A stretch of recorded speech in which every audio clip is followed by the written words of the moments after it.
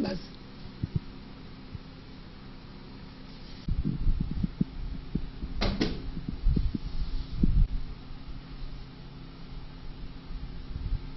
मैं DPS school की teacher Mrs Rashida खातून हूँ। कल शाम 25 तारीख को मेरा बेटा मगरिब की नमाज के लिए घर से बाहर निकला। मैंने उससे कहा कि मेरे इंसुलिन लगाते जाओ। वो हाथ हिलाकर चला गया, अब वापस आता है। अभी तक वो वापस नहीं पहुंचा। कौन लेके गए कुछ पता लगे? और मालूम भी नहीं है वो किस जगह है। ये माँ के जज्बाती हैं कि जो किस तरह बात कर रही है कि जिसको ये नहीं मालूम कि उसका जवान बेटा जो ईद करने घर आया था वो कहाँ है। तो मगरब ਦੀ ਅਜ਼ਾਨ ਤੋਂ ਪਹਿਲੇ ਮੈਂ ਨਮਾਜ਼ ਪੜ੍ਹਨ ਚਲਾ ਗਿਆ। ਬਾਅਦ ਵਿੱਚ ਮੈਂ ਜਦੋਂ ਘਰ ਵਾਪਸ ਆਇਆ ਤੇ ਆ ਕੇ ਮੈਨੂੰ ਪਤਾ ਲੱਗਾ ਕਿ 2 ਪੁਲਿਸ ਵਾਲੇ ਆਏ ਆ ਤੇ ਆ ਘਰੋਂ ਫਰਕਾਨ ਹਸਾਨ ਬੇਟੇ ਮੇਰੇ ਮੈਨੂੰ ਪਕੜ ਕੇ ਲੈ ਗਏ ਆ। ਮੈਂ ਅੱਖਾਂ ਤੋਂ ਵੈਸੇ ਮੇਰੀ ਨਿਗਾਹ ਮੇਰੀ ਥੋੜੀ ਜਿਹੀ ਕਮਜ਼ੋਰ ਆ, ਲੇਕਿਨ ਬਾਅਦ ਵਿੱਚ ਪਤਾ ਚੱਲਦਾ ਰਿਹਾ ਕਿ 2-3 ਦਿਨ ਪਹਿਲੇ ਕੋਈ ਕਲੈਸ਼ ਹੋਇਆ ਸੀ ਇਹਨਾਂ ਦਾ।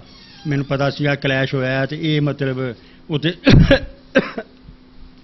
ਤੇ ਉਹਦੇ ਵਿੱਚ ਮਤਲਬ ਇਹਨੂੰ ਮਤਲਬ ਉਹਨਾਂ ਨੇ ਪਰਚਾ ਦਰਜ ਕਰਾਤਾ। ਇਹਨਾਂ ਨੇ ਕ੍ਰਾਸ ਪਰਚਾ ਕਰਾਇਆ ਤੇ ਇਹ ਫਿਰ ਮੁੜ ਕੇ SHO ਨੇ ਕਿਹਾ ਕਿ ਥਾਣੇ ਤੁਸੀਂ ਆਓ ਤੇ ਆ ਕੇ ਆਪਣੇ ਮਤਲਬ ਬੱਚੇ ਨੂੰ ਬਿਆਨ ਬੂਨ ਦਵਾਓ। ਪੁਲਿਸ ਵਾਲੇ ਪਕੜ ਕੇ ਲੈ ਗਏ। ਉੱਥੋਂ ਬਾਅਦ ਪਤਾ ਨਹੀਂ ਲੱਗਾ ਅੱਜ ਤਾਈਂ ਕਿ DC ਸਾਹਿਬ ਨੇ ਜਾਂ ਮਤਲਬ SHO ਸਾਹਿਬ ਨੇ ਜਿਹਨੇ ਵੀ ਅਗਵਾ ਕਰਾਇਆ ਉਹ ਮਤਲਬ ਅੱਜ ਤੱਕ ਸਾਨੂੰ ਹਾਲੇ ਬੱਚਾ ਦੋ ਰਾਤਾਂ ਹੋ ਚੱਲੀਆਂ, ਸਾਡਾ ਬੱਚਾ ਨਹੀਂ ਸਾਨੂੰ ਦੱਸ ਰਿਹਾ। ਨਾ ਹੀ ਇਹ ਐਪਲੀਕੇਸ਼ਨ ਅਸੀਂ ਦੇ ਰਹੇ ਉਹਨਾਂ ਨੂੰ, ਐਪਲੀਕੇਸ਼ਨ ਰੱਖਦੇ ਆ ਕਿ ਮਤਲਬ ਨਹੀਂ ਅਸੀਂ ਕਹਿੰਦੇ ਨਹੀਂ ਅਸੀਂ ਐਪਲੀਕੇਸ਼ਨ ਨਹੀਂ ਤੁਹਾਡੇ ਕੋਲ ਲੈਣੀ। ਐਪਲੀਕੇਸ਼ਨ ਕਿਉਂ ਨਹੀਂ ਲੈਣੀ? ਉਹ ਇਸ ਤੋਂ ਕਹਿੰਦੇ ਆ ਕਿ ਮਤਲਬ DC ਸਾਹਿਬ ਦਾ ਗੱਡੀ ਦਾ ਡਰਾਈਵਰ ਜਿਹੜਾ ਵਾ ਉਹ ਉਹਨਾਂ ਨੇ ਮਤਲਬ ਉਹਨਾਂ ਨਾਲ ਕਲੈਸ਼ ਹੋਇਆ ਤੇ DC ਸਾਹਿਬ ਕਹਿੰਦੇ ਹੋਣਗੇ ਕਿ ਮਤਲਬ ਤੁਸੀਂ ਐਪਲੀਕੇਸ਼ਨ ਨਾ ਲਾਓ, ਜਾਂ ਤਾਂ ਉਹਨਾਂ ਦੇ ਦਬਾਅ ਤੋਂ ਕਹਿ ਰਹੇ ਹੋ SHO ਹੋਣੀ। ਇਹ ਜਿਹੜਾ ਕਲੈਸ਼ ਹੋਇਆ ਸੀ DC ਸਾਹਿਬ ਗੱਡੀ ਦਾ ਕੀ ਨਹੀਂ DC ਸਾਹਿਬ ਡੱਬੇ ਆਪਣੀ ਗੱਡੀ ਵਿੱਚ ਨਹੀਂ ਸੀ, ਉਹਨੇ ਸਿਰਫ ਬੱਚੇ ਲਿਜਾ ਰਿਹਾ ਸੀਗਾ। ਔਰ ਉਹਨੇ ਉਹ ਗੱਡੀ DC ਸਾਹਿਬ ਦੀ ਸੀ? ਹਾਂ ਗੱਡੀ DC ਸਾਹਿਬ ਦੀ ਸੀ।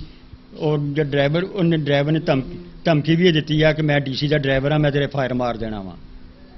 ਤੇ ਉਸ ਤੋਂ ਬਾਅਦ ਉਹ DC ਸਾਹਿਬ ਨੂੰ ਮਤਲਬ ਇਹਨਾਂ ਨੇ ਮਤਲਬ ਉਹ ਆਪਣੇ ਉਹਦੇ ਕੋਲ DC ਸਾਹਿਬ ਕੋਲ ਗਏ ਆ। ਇਹ ਡਰਾਈਵਰ ਨੇ ਜਾ ਕੇ ਦੱਸਿਆ ਹੋਊਗਾ ਇਸ ਤਰ੍ਹਾਂ ਹੋਈ ਇਸ ਬੱਚੇ ਨੇ, ਉਹੀ ਐਕਸ਼ਨ ਇਹ ਸਾਰਾ ਲੈ ਰਹੇ ਆ। ਅੱਛਾ ਮੀਆਂ ਸਾਹਿਬ DCO ਸਾਹਿਬ ਦੇ ਡਰਾਈਵਰ ਨੇ ਇੰਨੀ ਗੱਲ ਕੀਤੀ ਹੈ ਕਿ ਮੈਂ ਫਾਇਰ ਮਾਰ ਦੇਣਾ? ਹਾਂ DC ਸਾਹਿਬ ਦੇ ਫਾਇਰਿੰਗ ਨੇ ਉਹਨੇ ਬੱਚੇ ਨੇ ਮਤਲਬ ਡਰਾਈਵਰ ਨੇ ਇਹ ਕਿਹਾ ਕਿ ਮੈਂ ਫਾਇਰ ਮਾਰ ਦੇਣਾ ਤੇਰੇ, ਕਿ ਮੈਂ DC ਦਾ ਡਰਾਈਵਰ ਹਾਂ। ये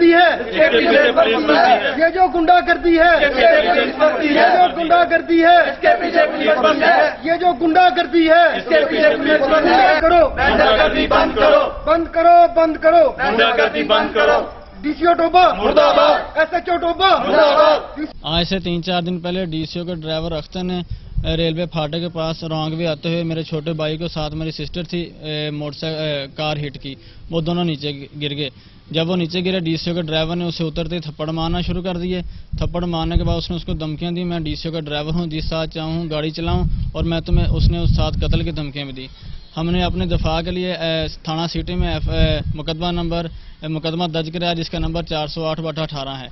कल शाम तकरीबन 7 बजे 2 पुलिस एहलकार जिन्होंने कहा कि हम थाना सिटी से आए हैं, सिविल वर्दी मलबूस थे, उन्होंने मेरे छोटे भाई को उठा कर ले गए। साथ में उसके बाद थाने गया। उस वक्त मेरा भाई थाने के अंदर मौजूद था।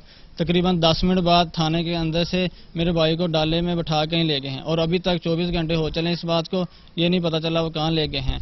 मेरे चीफ मिनिस्टर पंजाब उस्मान बज़दार से, चीफ जस्टिस मियां साकिब निसार से, वज़ीर आज़म इमरान खान से अपील है कि DCO टोबा अहमद खबर शहजाद को और SHO थाना सिटी तारक वड़ैच को फिलफौर मुअत्तल किया जाए और इन्हों कड़ी से कड़ी सजा दी जाए।